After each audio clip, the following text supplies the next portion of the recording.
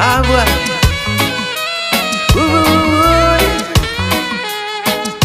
Ah, boy. She dark and lovely, skin smooth like buttermilk. Some said she fat, but to me she stuck. Raw dips with a rum for much. Hey guys, this is Sidnie from the Kaya, and I'm here with Dwyane Anglin, who is one of the performers here at Port City Reggae Music and Arts Festival. How are you doing? I'm great. How are you doing? It's good. It's a beautiful day here at Greenfield Lake. We've got a wonderful view. Yeah. So you've been in Wilmington, a few days now. You've been able to do some cool stuff. You have any fun places you've been going to? Just downtown is great. I'm right there. I'm staying right there on Market Street. So. Okay, so yeah, you're kind of in the epicenter. As soon as I walk out of my place, I'm in the place. You are in the heart of Wilmington, Yes. for sure. Downtown's kind of got a lot to offer. Yeah, it's noisy at night. Yeah, for sure. It's kind of like saying, okay, why are you sleeping? Yeah, no, honestly, when there's so much going on right outside the door. Why are you not involved? So yeah, it's got a lot of life to it. I know you've been here a couple times before. Yeah. Do you have any like places that you like to go visit whenever you're here? Well, just the water. I like running on the waterfront, so that's usually my favorite, my go-to whenever I'm here. I just go down and just run as far as it goes. Yeah, right. Yeah, and it's usually nice and warm. So I didn't get. I wanted to this morning, but yeah. So but. Day of show is usually days when I have to do that, so I had a good run. Do you kind of have a process, the day of a show that you do regularly, like some sort of routine that you kind of do to get yourself in that headspace? Well, I try to get at least, I would say 3 to 4 hours of sleep before. That might sound like a little bit of sleep to a lot of people, but to me that's a lot. Yeah, that's a lot. So I usually like to get about 4 hours of sleep and wake up early and run about 6 miles and get some.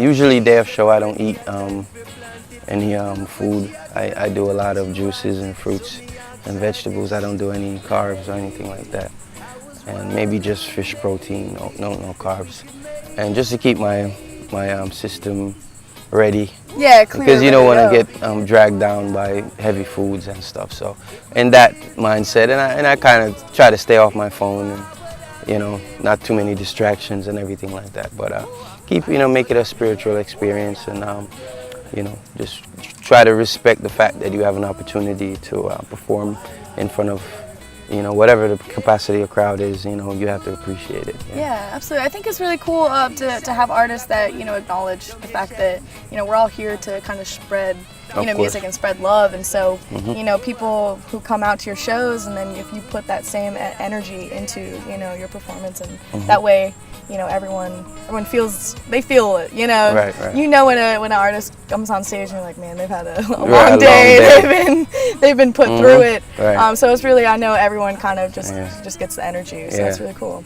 You've had I'd say a more interesting start as an artist musically than some of the ones I've previously spoken to. Right. You started in the Navy right out of high school. Right. So how was that whole experience? That was an awesome experience. That was my, I wanted to join the military out of high school because I had migrated from Jamaica when I was a sophomore in high school. So it was kind of my, my way of earning my citizenship. So now I'm a veteran. I feel like I belong here. Nobody can tell me. Yeah. Thank you for your service. Everyone no one can totally tell me anything. Like, I served and I did it honorable, and there's evidence. It's there. Yeah, that's amazing. So so I did that, but once I got a taste of music, like I always loved music, but I never really saw myself as a musician or as an artist. And I started on the ship. I was stationed in Japan. Yokosuka, Japan, and we just met up with some people on the ship, and they were some hip-hop guys and stuff, and then I just, for some reason, just got involved, and I never got out. And it's funny because it was maybe 8 or 9 people in that, and I'm the only person just doing music. Everybody else is just like, link me up on Facebook and be like, yo, and be like, yeah, man, we see you, and I'm like, I was just trying to find a hobby. Yeah. And here I am, and the rest of y'all you guys are living on with your lives. Yeah, you just skyrocketed, through. So That's I'm amazing. grateful for that, yeah. Yeah, I think just seeing your journey, musically has been really amazing because you got to start with the Wailers, being a lead singer, and then going into being a solo artist. I imagine there was just a whole realm of experience that you've been able to kind of gain from doing that. Right. How was, being the lead singer for the Wailers and like being able to connect with people and like spread, the message of, Bob Marley and the Wailers from, the original, like start, how was just being able to spread all those messages like musically? Well, I was a solo act prior to joining the band, so I had experienced a bit of success while I was in Jamaica in 2009. I released a song called Excuse Me Miss, which was very popular, and that's how the Wailers management heard about me. Somebody recommended me when they said that they needed a new lead. So I was recommended because of my solo efforts. And then, it took about 3 attempts for me to accept the invitation to join the band and just to see what it was like. But once I saw what it was like, and I felt like I wanted the opportunity to work with Family Man, the original bass player, and some of the other musicians that were there, and just to build my voice, build my stage performance, and just to see firsthand how the people are affected by the music. So, doing it for the first year and the second year, and you go to all the continents and all the major cities in the world, really. So you really get to see what people need musically and what makes them come out and what makes the music last. And so I was able to separate what is popular from what is important, what is prevalent, and what is timeless. So now, in my writing and my approach to music now, I only do music with that same kind of intention or that same kind of ability to last the test of time. So if I do a song in 2018 and in 2030, 2040, it'll be a classic song, not a song that was in 2018 that nobody knows about. Yeah, no, that's awesome. To be able to, create the longevity of like just wisdom and just, being able to connect to people lyrically and musically, I think is really cool. And you've been, like you said, all over the world. Yeah. So is there any, like specific places or venues, either city, country that you like loved the most, like over, like your years playing with them? I enjoyed we only did Africa once, but I would say that was the most,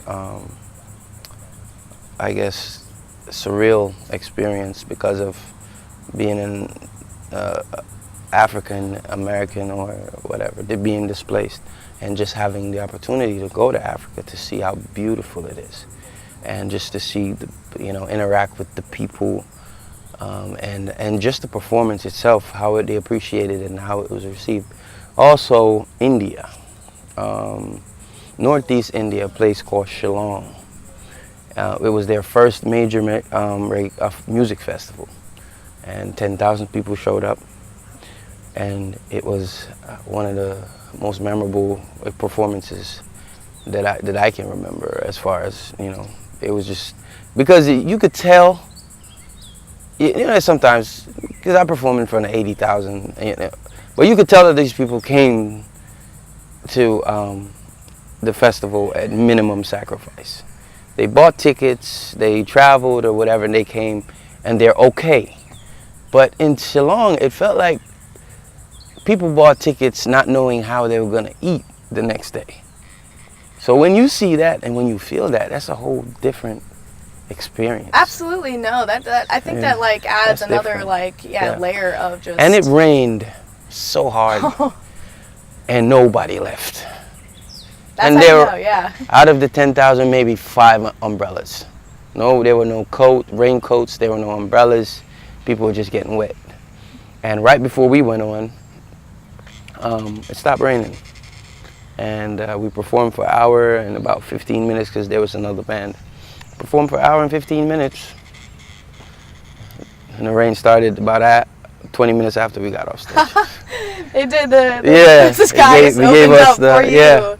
and to give everyone, you know, that moment to kind of, you know, dry off a little bit. Right. And really, it was a beautiful, you know, just a beautiful that's experience. powerful. Yeah. I think that's really great. I love that, like, just the reggae community and the culture as a whole kind of just like embodies that message of just unity and just we're all in this together. We're all on this earth right now. You know, so let's share, let's create, let's do those things. And I think that's what you do very well through, you know, the Wailers and through your solo stuff especially. I know you've been working really hard. Right now you got a new album about to be coming. What was the conception of that album, Afrykan Pryde? It's just, this album is, I wanted to do, one of my favorite albums of all time is Tracy Chapman's album. She released in 1986, and it's one of the only albums I have on my phone. And it's a one thing to make a record, but it's another thing to make history. You know, so that's what it's not what I like. I'll take music at any level and then be appreciative, but I wanted to do something special. So this album, Afrykan Pryde, it's a double meaning. Pride meaning belonging to the lion's fold, and pride meaning being proud. So those two things. So the African being proud of their culture, their heritage, their ethnicity, and being proud of being a part of the fold of Africans under the, you know, His Majesty Haile Selassie I, and just through our great history that has not been told and not been explored by, you know, in popular popular venues or whatever. So I wanted to do that album. That was an awakening type. So I think it's been very well so far as as the songs that we were able to release, the videos and everything. So we released a few singles, and so now the album is ready, but I'm working on momentum to see when the best time will be to release, probably early next year. Yeah, that's awesome. Yeah. I know we're all really excited. I know the reception, I think, has been very well. Yeah. Everyone at, you know, Port City Reggae Festival, you know, like everyone has been really looking forward to hearing, you know, more stuff from you, and the single's been really good. How's the experience been, like, filming music videos for this? You just said you were working on some for this album specifically. Yeah. Do you have any cool stories on, you know? Well, I've done videos, a lot of videos over the years that I've produced, songs that I've been very intricate in editing and everything like that. Back since since 9 years. So I've released probably 5 or 6 major videos from singles. But these are a little different. The last 2 that I did, very different. I did This Lifetime. I did this song. We did a video out in LA. And it just felt a little different because I was doing videos for songs for an actual album. Before I was just doing singles.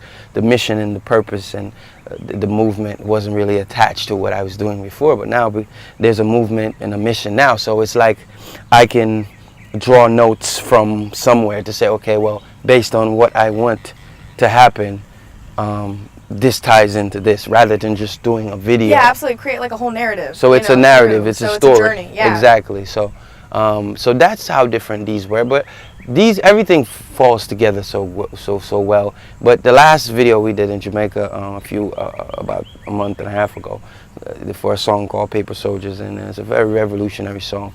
And I was able to get a lot of musicians, my friend Paul Cassick, who plays drums for different Maxi Pru Shaggy and different people, he was able to make the trip. So it was special for me because a lot of people were able to make the trip from their busy schedules to tie in to be there for me, so I'm really, really appreciative of that, and then just being here, Romy and Live Reggae Nation being able to bring, you know, me down here and just being a part of it. So there's a lot of things that are really happening that are special that I'm grateful for. Yeah, I think that's good, having, you know, just like that family, and, you know, having different collaborations. Yeah. Being able to work with different artists, you know, and being able to kind of bounce ideas back and Of forth. course. With your writing process on your songs, do you like to write, you know, with your, like, just alone? You know, do you have any specific, you know, ways that you like to write songs, or is it kind of spontaneous?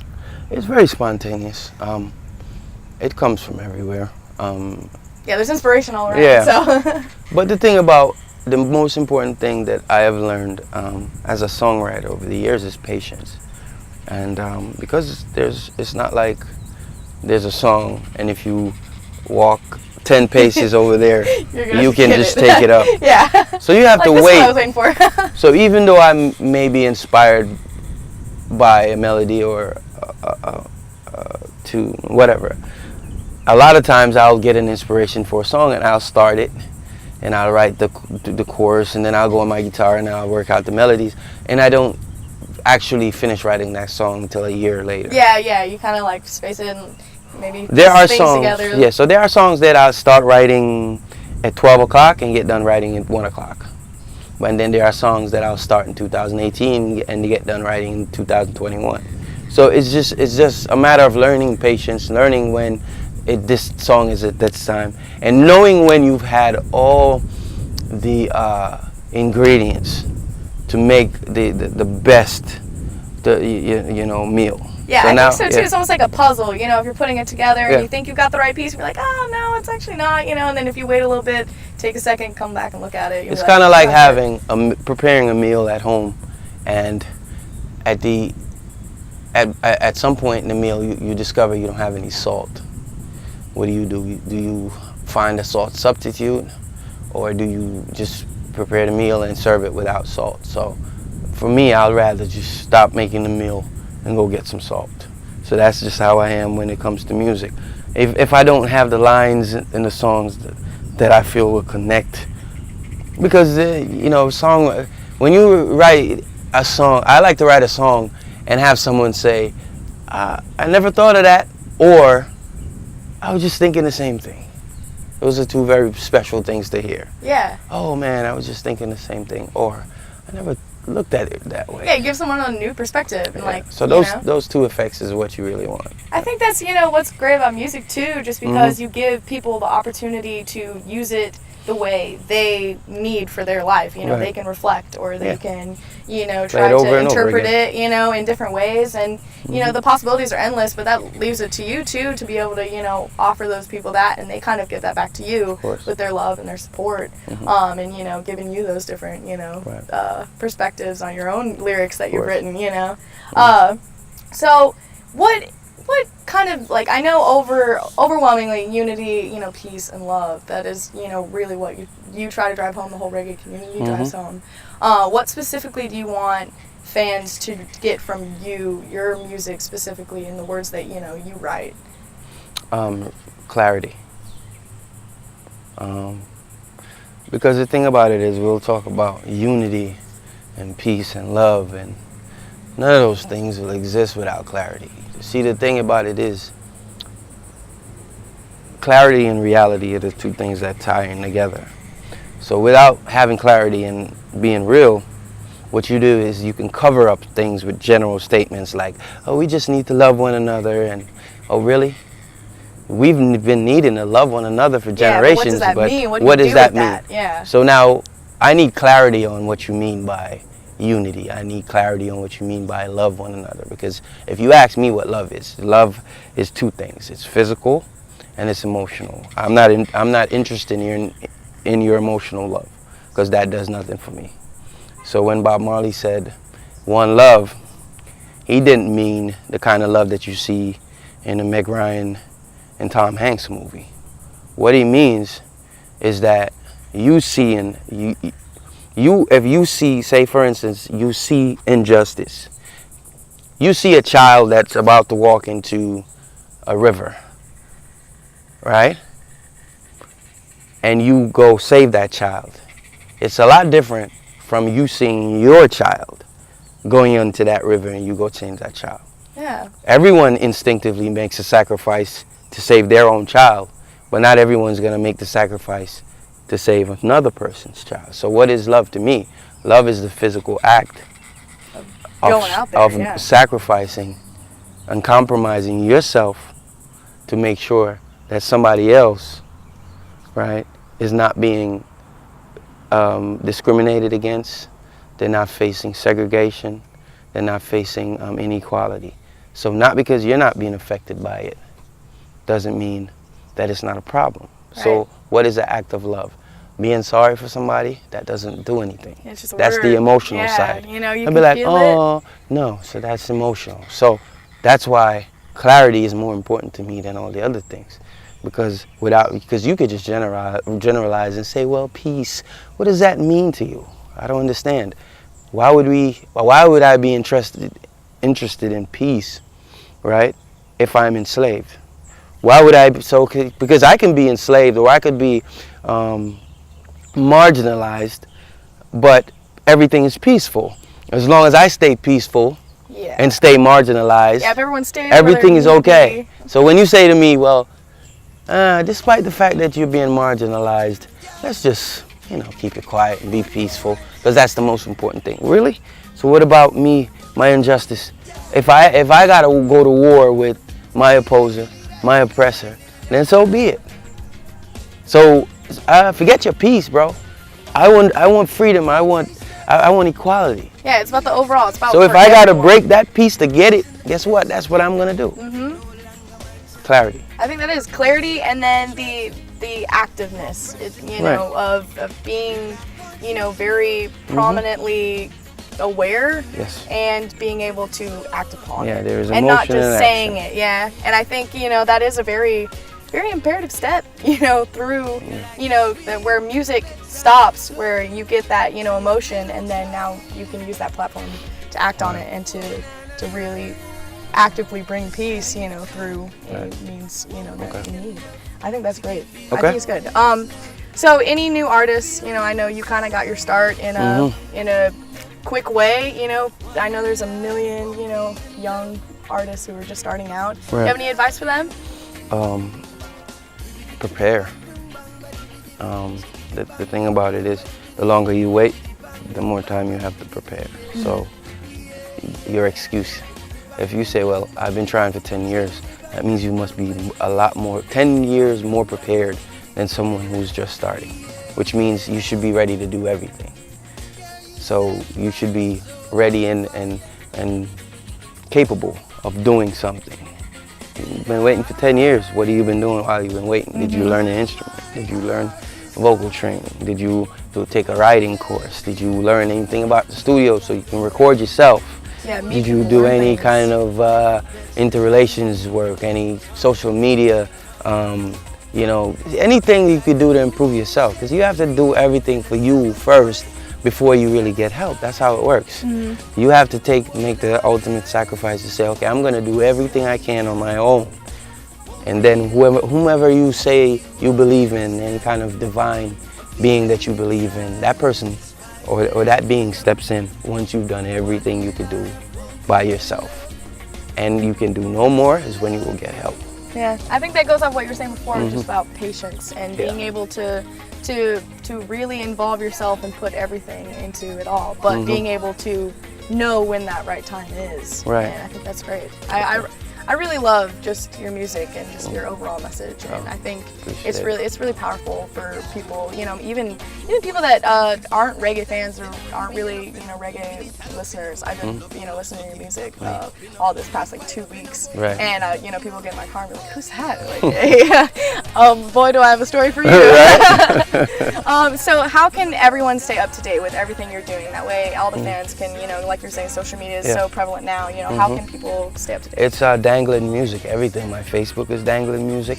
My website, danglinmusic.com. It's DANGLIN.com, and Instagram is another one, Danglin Music, @Danglin Music, I think. So everything, Danglin Music, or just Google Danglin. Yeah, you'll find them. Yeah. You'll know. I'll be dangling somewhere. Yeah, right. Somewhere across the world. Right. Well, thank you so much for taking the time to talk to us today. I really loved, getting to hear everything and all your wisdom that you have to share it. I hope you guys enjoyed too. Please stay up to date with everything. Check out and follow all of his handles. Please, the Kaya is loving, the Port City Reggae Festival. It's been a really great experience. Thank you so much. All right. Kaya out. We'll see you next time. To give you all this love.